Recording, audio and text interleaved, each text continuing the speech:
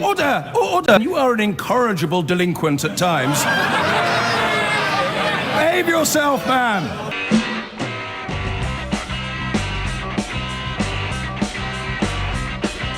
I've been going out with a girl, her name is Julie, but last night she said to me when we were watching telly. Richard in Ilford, hello. Hi there, how are you? I'm all right, how are you? Yeah, very well, thank you. My big thing with all this is I think there is a bit of a witch hunt after Boris. Why now are these women coming forward? If someone committed an offence against me, I would go and report it straight away. Why is it only now that these women have come forward? One woman has come forward, not both. Okay. How about when Boris was running for the leadership of the party? Someone else tried to get him into court, making an something. I'm not sure what the situation was. It just seems to me that we have entered a new phase of politics. Donald Trump, the likes of Tony Blair, have changed the what we expect politicians to be. People are looking at more personality. Them figures just show that he is connecting with the people, mainly the Leave people. Yeah. I think this all boils down to Brexit. They think if they can unsaddle Boris and he falls off the horse, then leaving is dead. In the way that all those, I'm not equating Leave people with racism, I just want to be clear about that, properly not. But in the way that with Trump, the white supremacists of America, not only them by any means, but the white supremacists of America were dying for a white supremacist president after 8 years with a black president. They could barely believe there was a black president. Well, I don't know if we all feel the same about Boris. I don't think it's a race issue. No, sorry. That's why I very explicitly separated those two off. It's about the one issue president, the one issue prime minister is what I'm making the point. But who wants that job? Would you take that job right now? Theresa May, fairly decent politician. Do you know what, Richard? Do you know what? Yeah, I would. Would you? Yeah, I would. Yeah, I would. And do you know what I'd do? Do you know what I'd do? Do you know what I'd do? I think half of them probably do. Do you know what I would do, Richard? I would reach out and touch somebody's hand on the other side of the Commons. I'd do it more listen, I'm not a politician, so if I was given that job for a year, I'd give it a go, I'd give it a whirl, and I'd do it very differently to what I'm seeing. But you know what? When I watched that in the Commons the other day, politicians standing up with a bit of fire in their belly, a bit of passion, which they've all been slated for. Why not? Why do I want to watch the Commons when half of them are leaning on the guy's next door shoulder having a sleep while stuff's going on? I like to see politicians with a bit of passion. I think it was the most honest session that I've ever seen in the House of Commons, where people actually stood up and said what they believed and what they thought. But plenty of people in the Commons have done that without resorting to shouting. But is it? Yeah, but passion. Hillary Benn. Dominic Greaves. I'm sure there's loads of them that have stood up and said, Mr. Speaker, the right honourable gentleman or the right honourable lady. For once, I watched in awe of these guys just standing up and just going for it, just getting what they really believe off their chest and not what the party line is or what they should be saying or what they should be doing. Well, I can guarantee you that every Conservative cabinet minister and government minister that stood that day was saying the party line. I can guarantee you that. None better than Geoffrey Cox, the Attorney General, on that day in Parliament. He got the ball rolling, didn't he? On the frightful language. But Richard, take your point. It appeals to some people. Richard in Ilford. Sarah has called from Maidstone. Hi, Sarah. Hi there. Just a health warning or a warning that if the Chancellor begins to speak, we'll go live to the conference. But fire away with your thoughts. Well, it's solely that Boris is the person that has actually said that he will enact democracy and he will get Brexit done. The other two leaders, Jeremy Corbyn is still wishy-washy, can't commit to one way or t'other. Jo Swinson has come out that despite being a Democrat, she is undemocratically going to rescind the referendum, pretend it never happened, and just automatically revoke Article 50. So the only party that you can vote for that is upholding democracy is the Conservative Party. Right, and well, I think... Shall I tell you why that's not true, what you've just said there? Go on, then. I mean, I can understand it's how you might feel, but it's not the same as it being true. Also democratic at the moment is Parliament's right to oversee the implementation of any withdrawal agreement and agree to it or not of any withdrawal agreement. It's their right to do their level best to stop no deal if, as a majority in Parliament, they disagree with no deal. It's their right to push for a second referendum if they think that's better than the result to leave. Now, it's all politically tricky. It's all politically confusing and can make for very passionate debate, of course, but it isn't undemocratic what they're doing. No, it's not undemocratic, but at the same time, 85% of those in the chamber were elected on the manifesto of upholding the result of the referendum. And the only people that are not allowing the result of the referendum to happen are the House of Commons, are the members of Parliament. So they are actively acting against how they were elected. Yeah, and again, you make a very good point. And when that point is put to a lot of those MPs that you're talking about, they say, we were elected on a manifesto that promised a deal on Brexit, not no deal. And that's what we are fighting for, a deal on Brexit. In the Conservative Party manifesto of 2017, it said... But Parliament isn't only the Conservative Party. I appreciate that, but what I'm saying is, and specifically with the Conservative manifesto, it specifically says that we will leave with or without a deal, should a deal not be available. So you mentioned those 21 rebels who've had the whip withdrawn. You know, they stood on a manifesto that said that we would leave with or without a deal. Yes, but again, I'm going back to how... They have chosen to flout, which was effectively a whipped... vote of confidence in the government, in Boris Johnson, and voted with the opposition. So they, because there was no discipline during Theresa May's tenure, doesn't mean that Boris Johnson is being overly strict. He's actually dealing with people as they should have been dealt with. And yes, you can argue that if Boris Johnson should have equally been reprimanded and dealt with in that way when Theresa May was in charge, but she chose not to do so. But Sarah, again, I say to you the same thing I've said to you before. I hear you. I see that how you feel is perfectly legitimate, but it doesn't actually tally with what the parliamentary democracy of the UK works like and thinks like at the moment. And the only way for you to change how it thinks is to change the makeup of that parliament. And it is absolutely justifiable for any Conservative MP, including Theresa May at the time, to stand on a manifesto that included no deal and then come into the reality of Parliament. And a manifesto is a wish list. It's not even a promise that has to be kept. It's a wish list. And when Theresa May comes in, or any Prime Minister comes into Parliament, or any MP comes into Parliament, they come up against the reality of what a parliamentary democracy means. And it doesn't mean massive executive power, and it doesn't mean we follow manifestos verbatim. It means that every representative in that chamber has the right to argue the toss. Yes, but we've had a referendum, and that is the result of it. And it's legally non-binding. The Attorney General himself. Now, I accept that it is politically rather binding.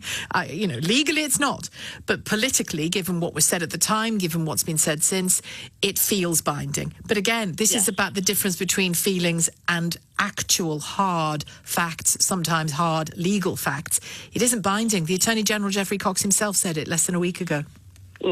But see, Boris, I think it's all rather fortuitous and very cynical about how suddenly someone from 1999 suddenly remembers that someone touched their thigh.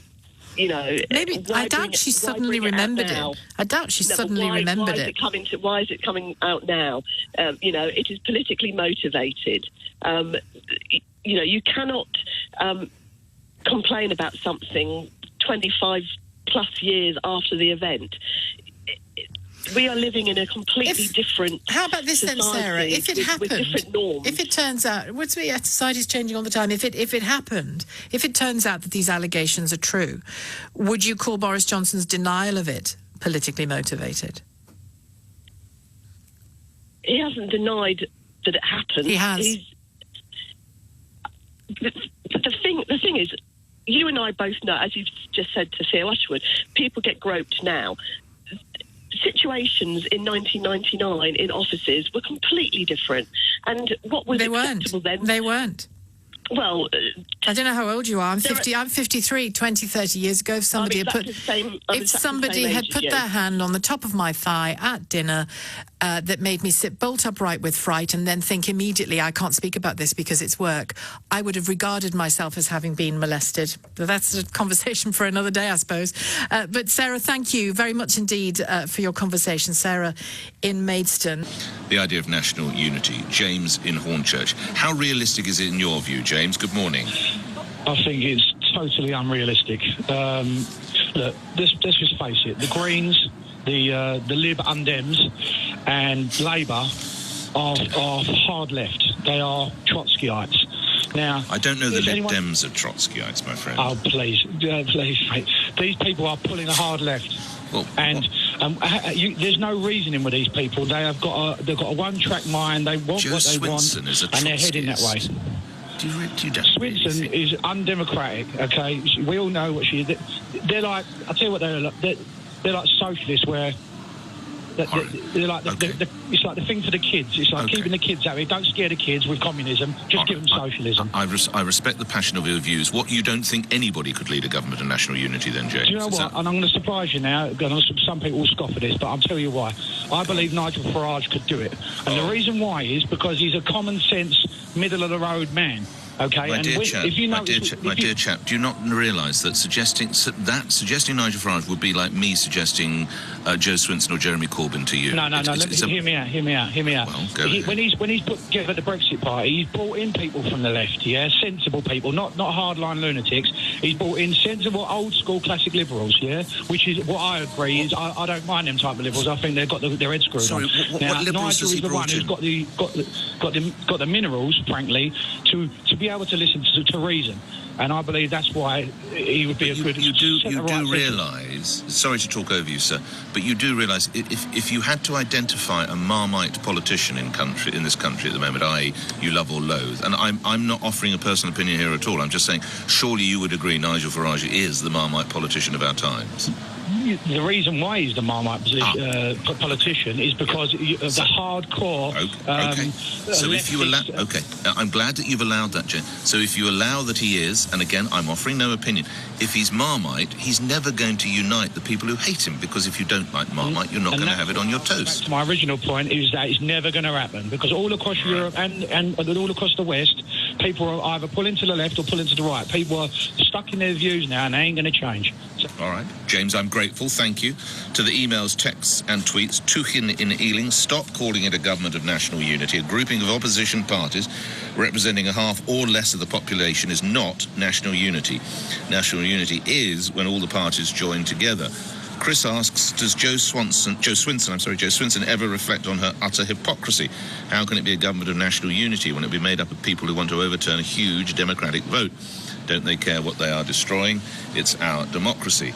Let's go to Martin in Bromley. Martin, you're on the radio. What are you going to tell me? Good morning. Hello, Nick. What the politicians haven't recognised is that the people have moved on. There has been a sea change in the nation, and the people psychologically have left Europe. But the politicians are still running around like blue-ass flies, shouting Remain, Remain, and they cannot see that the people have moved on. There was a Tell me where the people have moved to. Martin, where have the people moved to then? They have decided that the vote was clear, the result was clear, there's 1.25 million majority, therefore they think of themselves as leaving Europe, and the politicians are merely trying to resist the sea change in the nation's thinking. The people have moved on, but the Lords and Commons haven't caught up. Martin, thank you. John is in Milton Keynes. Mixed views there, John. Which side are you on? Well, I think that people are forgetting. Obviously, a lot of people are millennials and don't remember what life was like 20 years ago. But what was accepted then isn't accepted now. Very much like, people would go to the pub or a restaurant and they'd say one for the road and have one last drink and get in the car. No one does that now.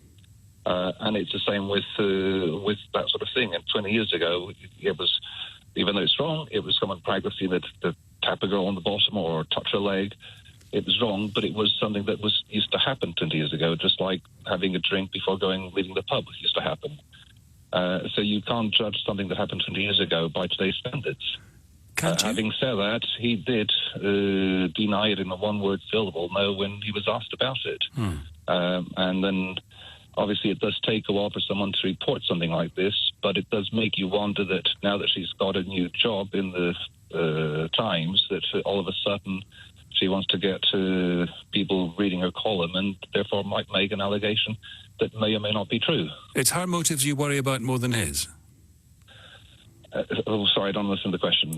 Well, you're suggesting that there's some other reason behind her saying this now. I'm suggesting that there might be some other reason behind it. I'm not saying that there is, because it does take time for people to come forward with incidents like this. But this is something that happened 20 years ago when it was something that it was common practice. Just like if you go further back into the days of Hollywood, it was common practice for actresses to shall we say, be friendly with the producers in order to get the roles. Again, it was wrong. Producers shouldn't have been doing that. But it was something that used to happen. So if that happened to someone today, I can fully understand that woman being completely shocked and taken aback, because it's completely out of order. You think her feelings wouldn't have been valid if this had happened 20 years ago? No, I didn't say her feelings wouldn't be valid. I think that the way a woman would have reacted 20 years ago to someone touching her thigh would be totally different to the way a woman would react now. But in either case, both are wrong. So, I'm not excusing the fact, and I'm not saying that he did or didn't do it. I'm just saying that, it's strange that she makes this allegation. Well, again, you're suggesting there's something strange about her coming forward. Is it not okay for a woman to say, this happened to me? And well, of course it's okay, and any woman that comes forward should come forward. But then why didn't she come forward when everyone was doing that Me Too campaign? Why now? Have you ever suffered any kind of crime or sexual assault? I've had no sexual assault. I have been victim of crime, yes. Right. You know that some people don't report the crime right away. Sometimes they take a long time to speak about it. Sometimes they never say anything about it. It doesn't mean it didn't happen. No, and I fully understand and agree with that, which is why I said it does take some people much longer to report certain things. And I don't know what's motivating Charlotte Edwards. I've never met the woman. I read her account. I've listened to Boris Johnson's account. I'm just interested that you twice now you've wondered about why she's saying it now. Yes, that is correct. If it happened, it's totally wrong. It shouldn't have happened. But what was an acceptable thing in those days is not acceptable today. And what kept her, as you're saying? What on earth kept you from telling us all this previously, you're saying to her? Well, no. I mean, I would ask the question that when there was all that thing in the press with the Me Too campaign and everything else, and lots of women coming forward about different things, why didn't she come forward then? Why didn't she come forward when he was with the Mayor of London? Why didn't she come forward? Why now? That's the question that sort of puzzles me in the back of my mind, is the honest answer. And it does sound like I'm being a bit biased, but it is a question that I believe is a valid question. John, thank you. Scott in Harrow, you also think he's pretty good? I want to talk about the political climate at the moment. And it's raining. I think there's two. Well, what I mean is, I think there's two main points here. I think if something traumatic, deeply traumatic happens to you, or it happens to a child and you've repressed memories for decades, then these sort of things might well come forward. But you have to ask, this lady, didn't go to the police at the time. didn't quit her job at the time, didn't report it when Boris was mayor, didn't report it when Boris was foreign minister, and now he's prime minister. And there's suddenly this week, when everyone is saying you must resign, she's now thought now's the time to tell everyone about this. And I think the greater issue is that, look, anyone who has ever met a politician or a powerful person can make any claim just about them touching their leg, and then essentially it's trial by media and the man must resign and he's guilty and he can't prove himself innocent. And actually, you know, the reason why we have police and evidence and trials is so that we can have justice, okay, not trial by allegation. Because, you know, I've met politicians, I've met Priti Patel. I could say that she touched me, right? And you couldn't prove that I didn't, that she didn't. And I could demand right now that she resigns. And there's absolutely nothing that she could do about it. Now, this woman happens to be the wife of Robert Peston, who's a member of an organisation called Common Purpose. I don't think they're married, but go on. But there's this left-wing organisation that is more or less like the Freemasons, which is behind a lot of people who are anti-Brexit. This is a giant conspiracy theory, Scott. Yes, they're doing this to bring him down. They will not stop they'll stop at nothing. They will destroy every political institution. They'll destroy our faith in justice if they can just get their way on this one issue. And it's about massive amounts of money are involved. It's about global finance. Scott, you've now covered the waterfront there. Can I just suggest to you that perhaps, I mean, he denies it, and I don't know the truth of it either.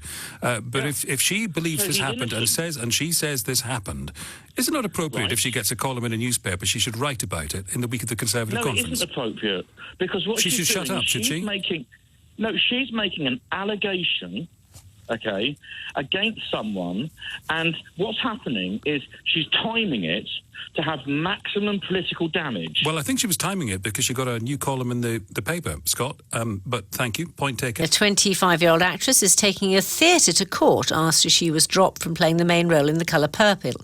Shea Muba had posted on Facebook in 2014 that she didn't believe that people were born gay and that she didn't think that homosexual practice was right. Supported by the Christian Legal Centre, she's now suing the Curve Theatre in Leicester and Global Artists for breach of contract and religious discrimination. I asked how she felt when she heard that she was being dropped from the part. My reaction was shocked at first. I couldn't kind of believe that it was happening. I was very uncertain of what to feel, what to say, how to react, so I was shocked. But then I had to take a minute and just process everything. And the reason given by the theatre company was about comments made by you on Facebook, in which you said, you quoted the Bible and said, I do not believe that you can be born gay, and I do not believe homosexual practice is right.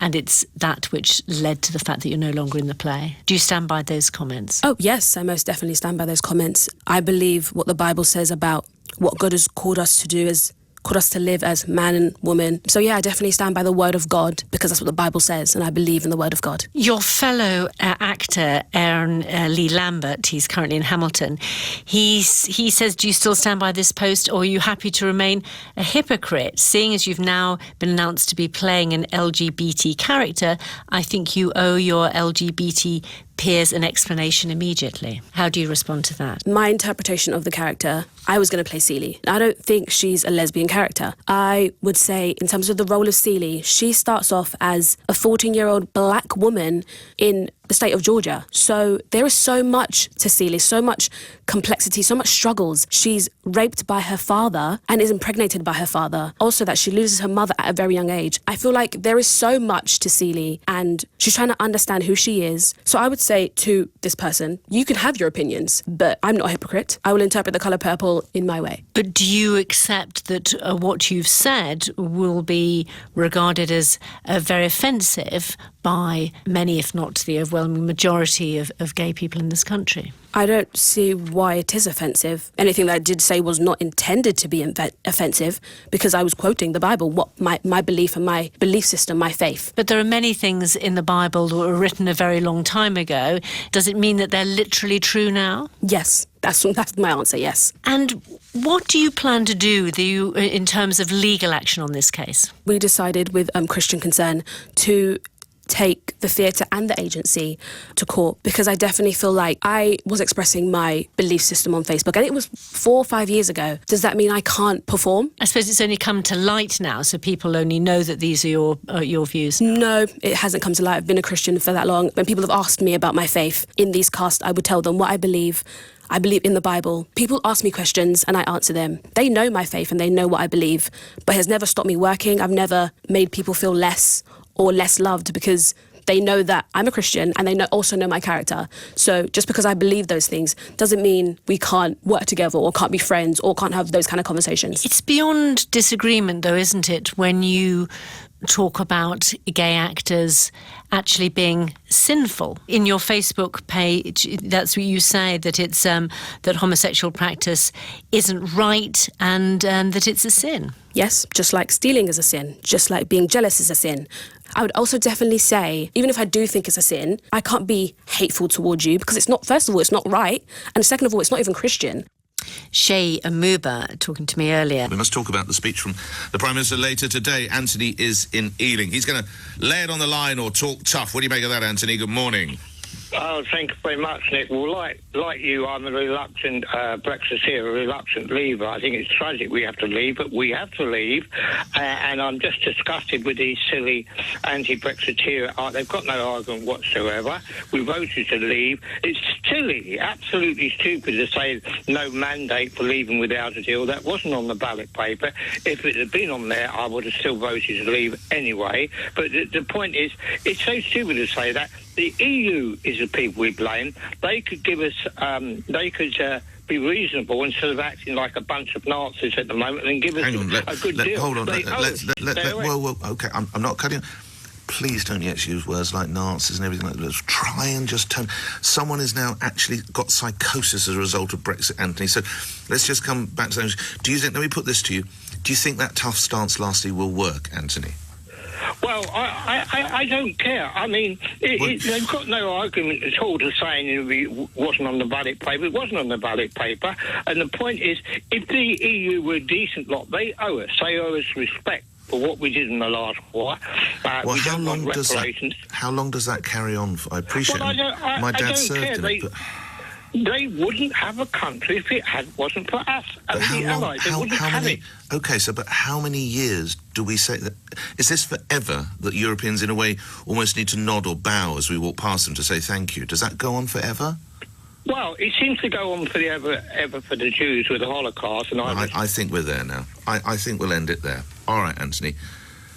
Thank you for your input. I don't think I agree with virtually anything you said, but I trust you have a safe day. Wow, should we move on? Hazel is on the line from Worcester. By the way, if I say your name wrong or the place you're from wrongly, it's because my contact lenses aren't working and I can barely see. Hello, Hazel. Hello.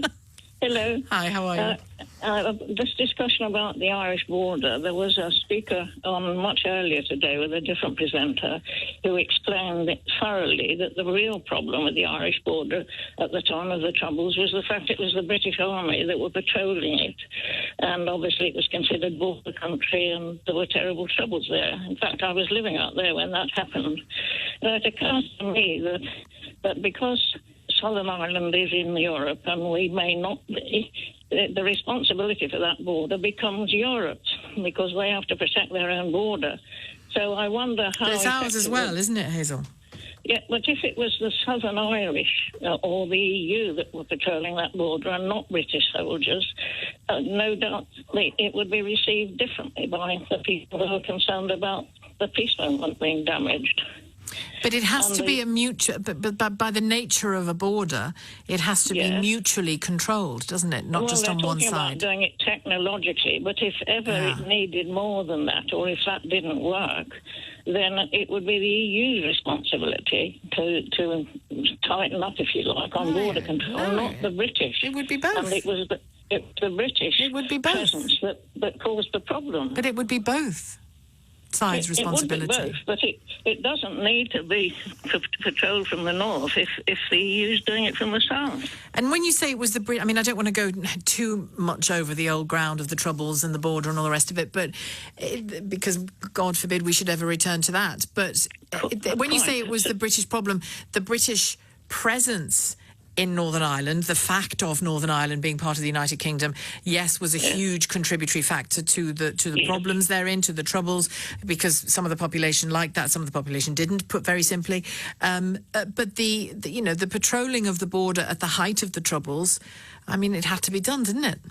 It had to be done, yes, but it prolonged the trouble in Northern Ireland because it got worse and worse. As did terrorism. Yes, obviously that too. Terrorism was terrible. But we eventually had a peace agreement, and we don't want to threaten that at all. But if we are to leave Europe, we've got to think in a circular way, or not just be concerned that it's got to be the British patrolling the border, because the British won't be in Europe, and that's the whole problem, isn't it? What do you make of the government ministers, one after the other, saying we will leave on October the 31st? Well, I'm waiting to hear what happens today to see how much the negotiations have changed, what Mrs May brought back. If they haven't, I don't know whether they have some secret way of going ahead with a no-deal scenario. Dodging the law. Well, I don't think they'll dodge it. I think there might be a legal loophole or something that we don't know about. Well, we'll see. Hazel, thank you. Hazel in Worcester. We'll try to be as short as possible. So I watched the Boris speech, and then obviously it was a lot of controversial what he said. And then one thing what kind of clocked in my mind when he said after we're leaving the EU, he's going to make a country great, obviously, for everybody who is obeying the law. Mm-hmm. So most likely, I believe the Ben Act is in law. Is it? Well, it is. So in that case, it's not so bad. So let's say we do leave European Union on 31st of October. So technically speaking, by the 1st of November, we can just let the borders go, because this country needs to be for the people. It's going to be great for the people who are going to obey the law. Tadas, I don't think you understand the United Kingdom. That's all I'll say to that. Thank you very much indeed for your call, Tadas, in Holborn. It really is not as simple as that. But thank you for your call. Adam, hello there. Hi, Sheila. All right. I was gonna go back to what the guy you had on before, the guest you had on, what he was saying. Kevin Toulis. The island, the island of Ireland. Are we seriously going down the road where 17.4 million people in the UK, not England, the UK, voted to leave the EU? And we're going down the road of having the will of 450,000 people in Northern Ireland on the basis of and a threat of a return to sectarianism is going to decide what we do. How is that democratic?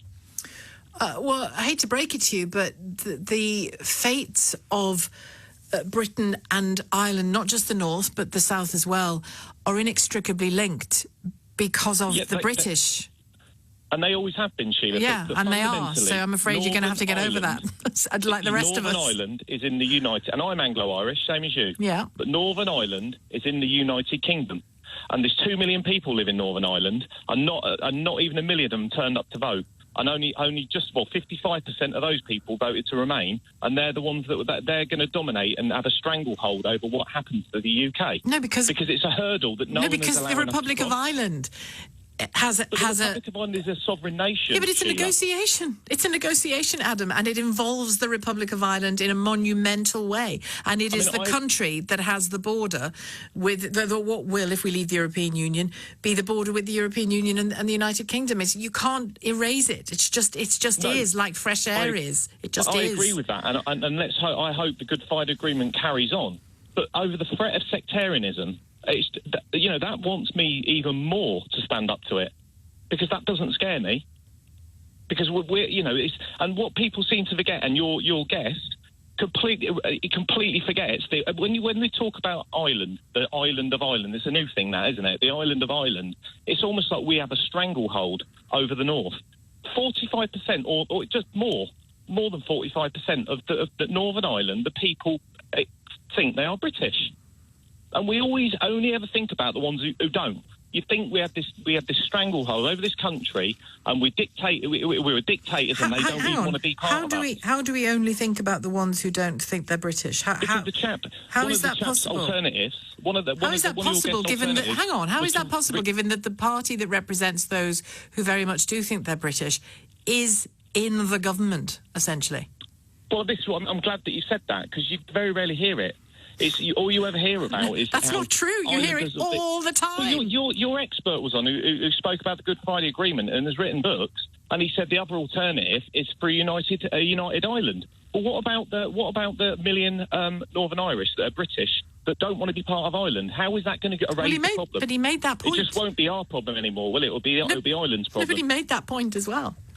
He wasn't saying it must happen. He was saying the obvious solution is that, but that ain't going to happen for the reasons that you're very clear on. He wasn't espousing that change. He was saying, in the hard logic of what Boris Johnson is saying about that border and about the whole of the island of Ireland, the solution is to get rid of the border and give Ireland back to the Irish, as they used to sing.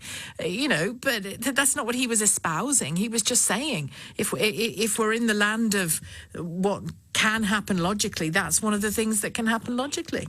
It's just so upsetting, because I grew up for it as well. I grew up in the 70s and the 80s, and I have been around. The chap who just spoke, the Northern Irish guy, he said he came after it. I remember it all. Obviously, over here wasn't as bad as over there. It sometimes was. The threat of a return to sectarianism, for me, I think the fact that we're even discussing it and allowing them to have that voice. I mean, if you'd have said to the IRA in 1997, lay down your weapons now, and in 20 years we will put the almighty spanner in the works of the United Kingdom, they'd have done it. And that's exactly what's happening. Okay. And we're giving How do you feel about government ministers in the UK talking about potential rioting in the event of no Brexit? But I think it could happen either way, Sheila. Because it is a question that should never have been asked. No, but the reason I'm asking you that question is, if the government can be nervous about that eventuality, doesn't it make absolute sense that they and others can be nervous about the eventuality of violence returning to Ireland? Yeah, 100%. They're not stoking it. What do we do? But what do we do? Do we just say, find a better solution? Find a better solution. But what is the solution? If we let it, it's not going to go away. Brexit isn't going to go away, and we can all both sides can keep coming up with these arguments. It was a question that should never have been asked. I wish I'd have never voted on it. I really do. I wish it had been done in Parliament, and I would have been happy to stay in the EU, but I was asked the question, and I said, let's go. Why did you say let's go? Sorry? Why did you vote leave? I voted to leave. My main thing on it, Sheila, is the fact that I just think in Europe, people in Europe consider themselves a European. People in Britain, although I am European, my country is in Europe, I am fundamentally British. Well, they are fundamentally French, and they are Spanish, and they are Portuguese. But they feel that they are more... I know foreigners. My mother-in-law's Spanish, Sheila, and they consider themselves more... as much European as they do their sovereign nation. We don't, and I don't think we ever will. And I think even people who voted to remain would always still be British over European, so that I don't think that line can ever be crossed. But you can't presume that about everybody, Adam. I think just based on what you've just said, I'd say I feel more European than you do. Identity is a funny thing, isn't it? Because I like yourself, Anglo-Irish, so that's part of the identity. Because of the family I was raised in, I'm quite culturally Irish in lots of ways. So I don't particularly feel interested in or bothered by the British class system. It didn't really seem to touch me much in my psyche as I was growing up, and I suspect that's quite an Irish thing. There's all kinds of ways that we build our identity. Maybe I feel more European than you because I've lived in Europe for a number of years, sometimes when I was a student and just afterwards, and lived with Spanish people and French people and Portuguese people and just feel part of that set of values as much as the geographical location, because Europe is a set of values as well as a place. Oh, most definitely. But I just feel, and from their point, I think as a country, I feel we do have a superiority complex. And I don't think that'll ever go away. And we do have that, and I could probably start. British exceptionalism, they call it, don't they? Yeah, we have got a superiority complex, and that in itself will never go away, Sheila. And it might. There might be a bit of a reckoning coming, Adam. Adam in Andover, thanks very much indeed. It's 2:45. Raj has called from Newcastle, wants to talk about Boris Johnson. And this news that emerged, if you're just joining us, news emerged earlier on this afternoon in a court in Scotland, papers submitted by the government's own lawyers, by the Prime Minister's own lawyers, that he will send that letter to the European Union seeking a delay to Brexit if a deal is not done by the 19th of October. Raj, you still think he won't? Tell me why. Yes, afternoon to you and all your listeners. I think you're in danger of completely misreading absolutely everything, unfortunately. You've got Boris telling what you claim are lies, but if you consider that they could well be the truths, and every single one of them be a truth, then you don't have to be a genius to figure out what exactly the plan is. So I live in Munich. I'm currently in the UK visiting family. I'm back in Munich next week and going through Brussels. There's a lot of my contacts. I work in medical industry, but a lot of contacts in the political world and take deep interest in politics. And one of the things that is missing from your estimation is the fact that if someone is really saying all these things and you're condemning it as lies, if you consider it the truth, and you look at the detail, and the devil is always in the detail, as to asking or sending a letter, ask yourself the question, who is sending that letter? So Boris has said he's not going to sign it off and send it. Can I interrupt you, Raj, and say that right in front of me right now is the paper that was submitted to the courts, and it says he will send a letter in the form set out. His name. His name. Yes, the Prime Minister. He will set out. Yeah. Well, that's the thing. He won't be Prime Minister when that date falls. And that is the arch master plan, which no one seems to acknowledge. The penny isn't quite dropping. Hang on. No, the penny isn't quite dropping with you, Raj, because let me read it to you. I'll read it very carefully. Explained and averred that the Prime Minister, and, try and ignore the legal language around it, but it says, explained and averred that the Prime Minister accepts, this current Prime Minister accepts in relation to the 2019 Act, the Benn Act, he will send a letter in the form set out in the schedule by no later than the 19th of October. This Prime Minister. This Prime Minister. This Prime Minister, but he has quite within his rights to abrogate his responsibilities as Prime Minister before that date. I don't know exactly how many days prior to the 19th he can do that and say, well, I've had enough, I'm out of here, and you want to be caretaker Prime Minister, go ahead and do that. Yeah, I know that's a scenario, of course, Raj, of course I know that's a scenario. But that's a bit like saying, me standing here and saying, I will come to work on Monday, and I mean that to be true, and then getting a very heavy cold over the weekend and not being able to come in on Monday. That is a situation in which I was not lying on Friday, even though I didn't show up to work on the Monday. This is different to that. Yes, and it's not your traditional politics, and this is where I really feel political commentators are not in tune with what real-world New Age politics, should we say. The Trump, I'm in tune with everything you. Well, I'm not in tune with it, but I see everything you see. I just don't like it, and I don't accept that it's okay. It may not be okay. You may not like it, but it's the question of. And let me go back to living in Europe, and unfortunately, unless you're tuning into both sides of the media and how media in Germany is spinning it and how our UK media spins it, we need to be quite truthful. But there you go. The Germans are the rulers of Europe. Period. Yeah, there's no two ways of going about thinking about that. All the money is there, the opportunities. They're a huge manufacturing nation. But you said at the beginning, Raj, there was something I was missing, and I'm still not sure what it is you think I'm missing. You're missing the fact that the Germans don't want the UK to leave come hell or high water. Certainly not. That's not news to me. No, it's not news. And so if the British I'm not missing it. No, you're not missing it. What you're missing is the feeling of the British public. They know that Europe don't want us to leave, because if there's any possibility we can do better by ourselves, then Europe gets defragmented, completely fragmented. I'm not missing that either. So then why would we accept that Boris wouldn't do this? Boris would do this. I don't. Well, absolutely, Raj, I'm not missing any of the things you say I'm missing. I don't agree with the last view you gave, but I know that it's out there prevailing.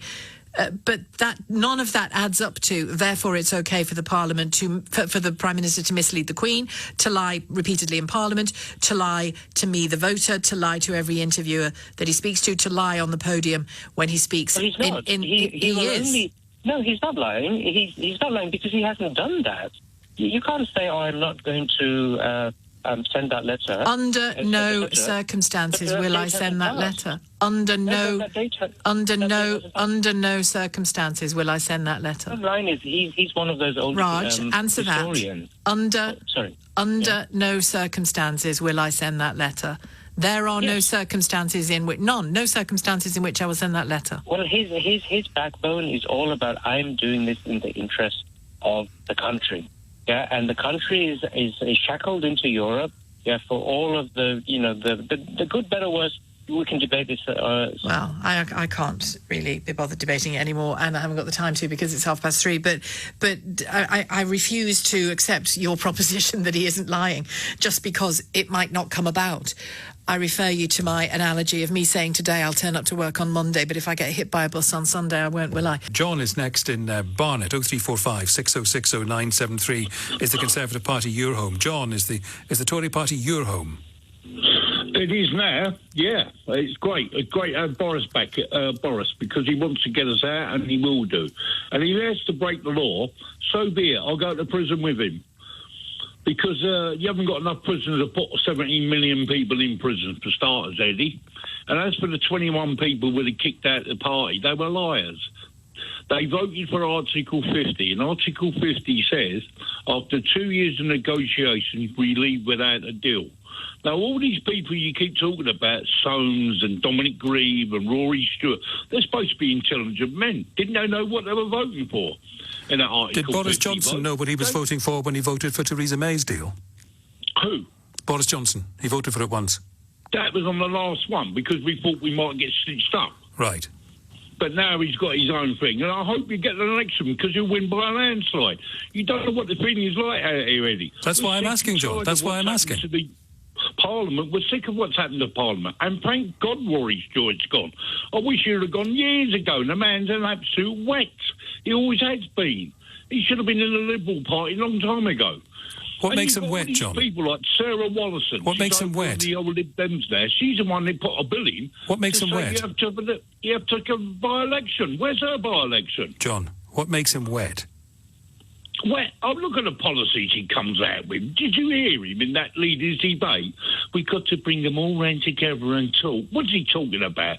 We've got Neil Varadkar being a puppet for the EU. You can't talk to that man. Did you hear him last night? Oh, if he stay in, there's one way of agreeing. What is he? Some sort of idiot. He thinks we're all idiots in this country. I'm telling you now, Boris goes to prison, I'll join him. I can assure you. I don't care. What do you think he'd be like as a cellmate, John? I don't care. I think he'd be absolutely brilliant. He'd be able to tell me about Churchill, one of my favourite characters. Read every book he's ever been written about Churchill. I think he's brilliant. You've got to remember, Churchill was a flawed character. Before he got named Prime Minister, it wasn't the Tories that put him in power, it was Labour. He made some really bad cock-ups when he was the War Minister. And John, would you have the top bunk or the bottom bunk?